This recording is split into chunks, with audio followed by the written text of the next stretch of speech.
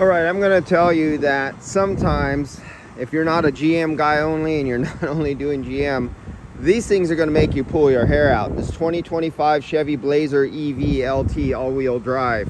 So I went through 3 times. I could not get the air conditioning started after I charged it up, and I cycled the vehicle off, took the key out, turned, powered it down, walked away. Came back, started it up again, couldn't get it run, couldn't get it run. I put my gauges away, everything away, finished up my invoice, was going to bill out and say, hey, you guys just do what you need to do because they got some paint repair to do right here. And call me back and I'll stop back and we'll see if it started up again, because I've seen this before. And there's a little piece of information I must not be going. I went in, I cleared the code, still wouldn't come on.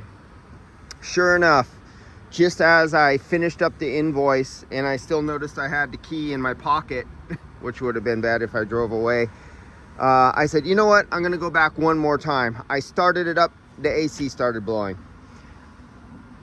These things will test your nerves sometimes. I'm not the sharpest tool in the head and I have a really bad memory. I forget different things.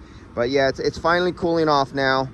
And you know, for all the gurus out there who say you have to be 30, 35 or 40 PSI on the low side, I don't know. Should I got 1,100 grams in here, and since there's a lot of experts who use that online internet temperature to pressure chart thing, should I go in here and add maybe another 6 ounces, 8 ounces, maybe another pound so I could get this low side up?